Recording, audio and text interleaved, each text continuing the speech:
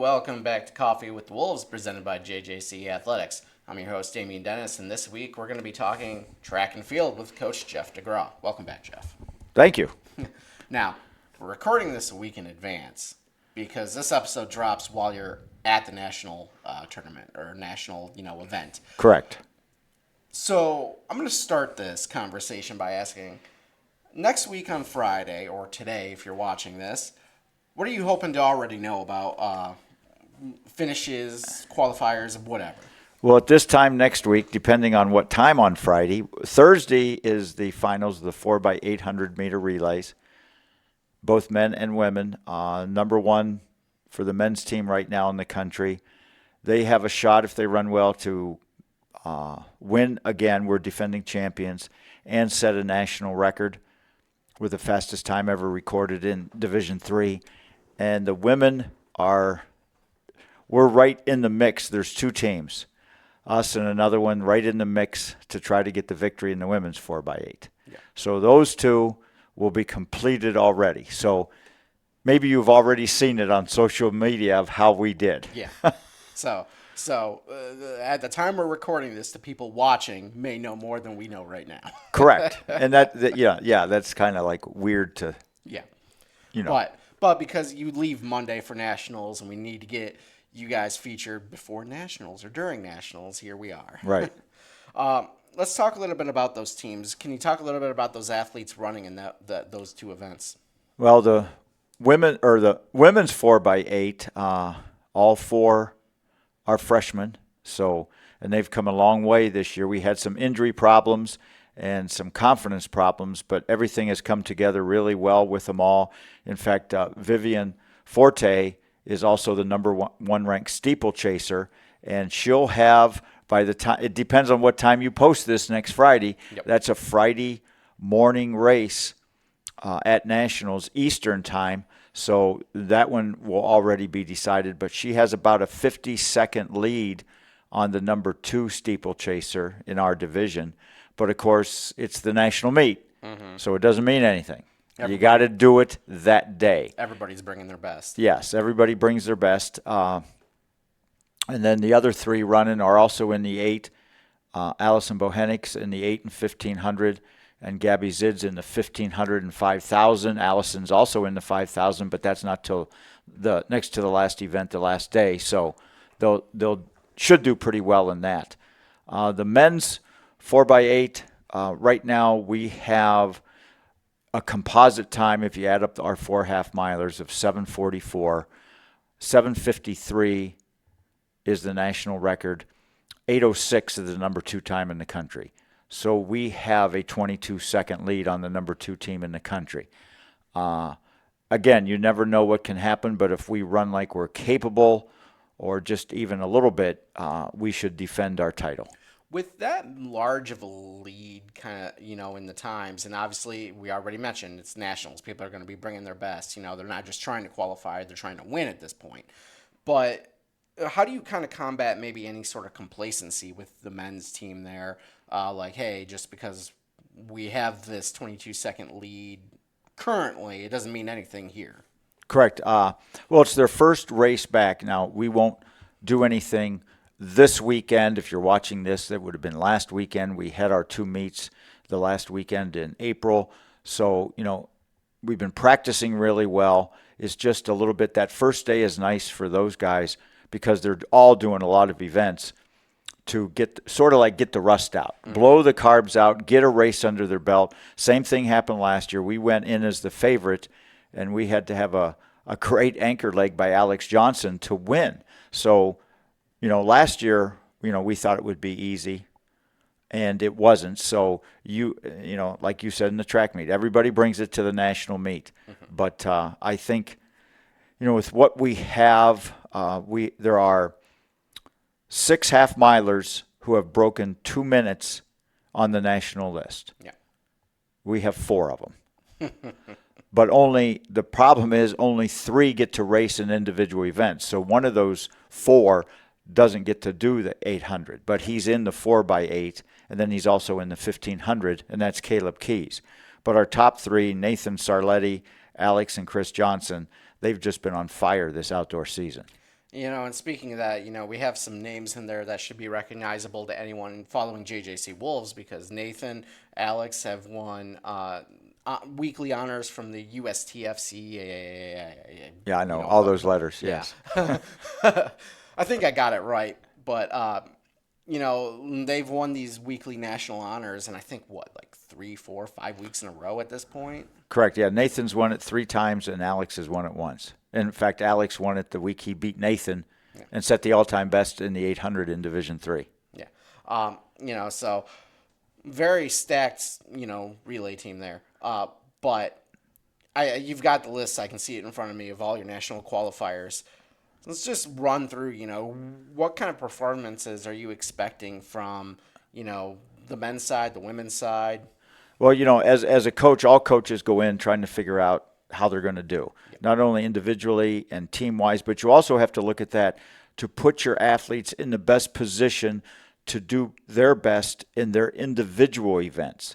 I never want to overwork somebody. We talk about it, about what you want to do as an individual, because I would never deny somebody the opportunity to, especially if they're have an opportunity to win a individual national title and don't run them in 5, 6, 7 events. We do have somebody in a lot of events, but she's been gearing up for that the whole year. Haley Ostrom, is doing the heptathlon and then a bunch of individual events. But that's what her plan has been all year. But, like Vivian could run a lot of stuff, but I think she has a great chance in the steeplechase. So you don't want to kill your people off. We have 8 total women going, and they'll do a lot of events. And then the men, we have 20. Yeah. So this is the most we've ever taken to a national track meet, although it is just our 3rd year. But our participants have grown every year, and I think it shows the progression of our program and the athletes that we're getting.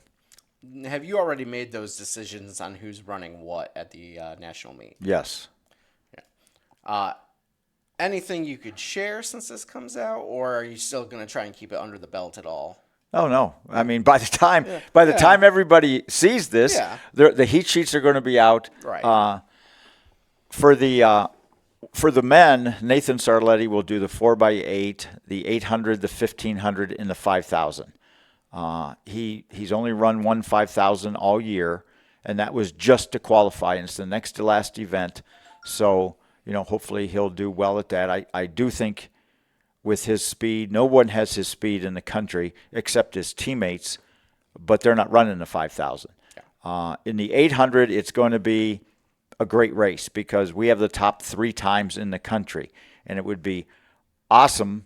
Not saying it will, because again, anything can happen. Yeah. It would be awesome to go 1, 2, 3. Yeah. And in that race, I don't care for us who's 1, who's 2, or who's 3. Mm-hmm. I know the individual athletes do, but there's no. And I have to talk to them. In fact, a couple have already talked to me. What's the strategy going to be? Well, I have to talk to each individual as an individual for them to win the race. Yeah. But I will not tell them what I've told the other 2 because it's not fair since, we would never know if it was somebody from another team what their strategy was. You have to just play off the strengths of your athletes. Yeah. And I'm not going to give an advantage to one over the other because, again, I don't care who's 1, 2, and 3. Yeah. If we're fortunate enough for that to happen. And then Nathan, by far and away, has the best time in the 1500. He set the all-time Division III best 3 different times this year. So there's not going to be any, and we have a strategy for that.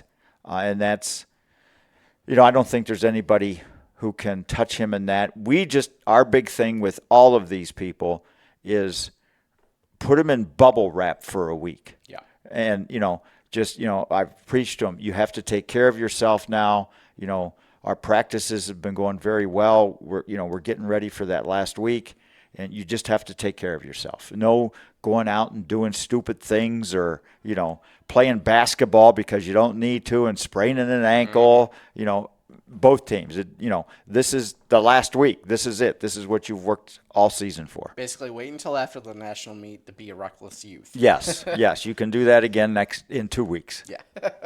It's funny, though, because you mentioned obviously you're speaking figuratively, but you mentioned the bubble wrap, and what immediately comes to mind is my 5-year-old wrapping herself in bubble wrap. And I'm like, why don't I see Nathan walking these halls wrapped in bubble wrap? That'd be funny. But,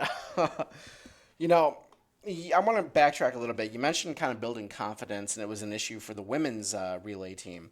How do you kind of build that confidence over the season and overcome, injuries on top of it? I think for them, it's been, just believing, the coaching staff believing in them, and then them believing in themselves. And one perfect example is Fallon Hamilton, our javelin thrower, next to the last meet, and our volunteer assistant throws coach, Dan Higgins, great javelin coach, just has been working with her. And all of a sudden she went to the last meet, her last qualifying meet, and she threw a 5-meter, about 17, 18 feet, personal best, which moved her to 7th in the country from 19th. And that's just, we knew she had it in her. She just had to believe that she could do it. And over the past few meets and the past few weeks of practice, it's been there. It's just translating it to the meet. A meet, some of these, all athletes, I don't care what sport it is, you can practice great, but when you get to the meet, it's meet time. No, it's just like practice. Yeah.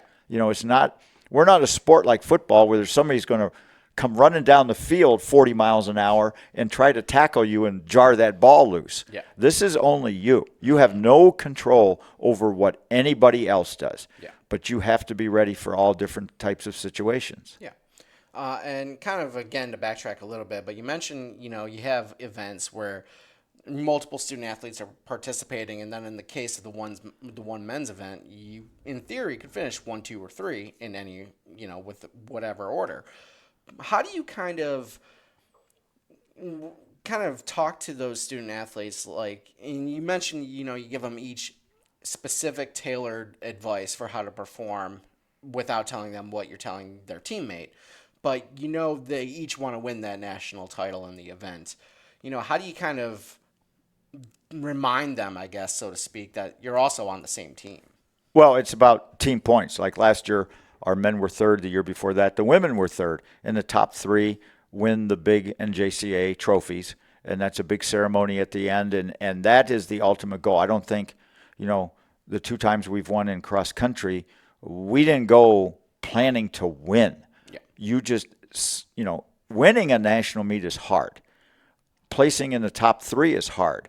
But if every individual, does their job, then the points will come. We're not out there sort of chasing points. Now, I've tried to figure out if we do this, this, and this, where we will place. But, I'm not telling a kid, we have to have you here for, to be in the top 3. It's their individual races right now because they need to finish in the top 8. Yeah. And they know that because the top 8 are All-American. Yeah. And it's funny because most people don't realize this, but in collegiate track and field, there are 6 divisions, 3 in the NCAA, 2 in the NJCAA, and NAIA. Mm-hmm. So top 8 are All-American. So there's only 48 All-Americans in the country in any given event out of every collegiate who runs track and field in the United States. Yeah. And that's huge. Yeah. 10 years from now, nobody cares where you went to school. You're an All-American. Yeah. I want to ask, for you as a coach, what's more important at the national meet?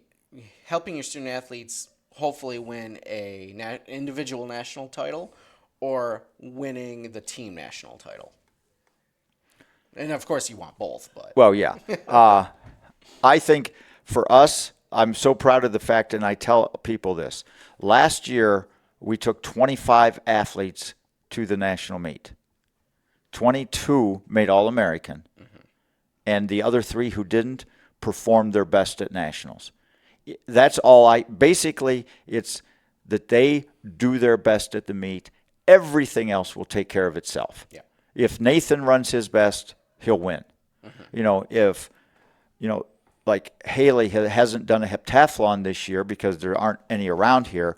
But if she does her best in each of those 7 individual events, she has an excellent shot to win the national title. Yeah. But you have to do your best in your events, and then the rest will take care of itself. You can't plan or think, I have to do this to, you just go out and perform your best. Yeah. Well, Jeff, I wish you and your teams luck this week at Nationals. Again, the time anybody's watching or listening to this, we'll already know some answers to everything we've talked about here. Right. But follow us on social media. We have Instagram for the quote modern people, Facebook for us older people, and Twitter for everybody in between. One way or another, I'll probably learn from Twitter before I learn from any of the other things, which is unfortunate for me because I hate Twitter. But. And people can follow, if they're interested, they can follow the results live. So that's out there. Yeah. Well, Jeff, again, good luck this upcoming week or currently. And we'll be back next week, I think, with Coffee with the Wolves. All right. Thanks, Damian.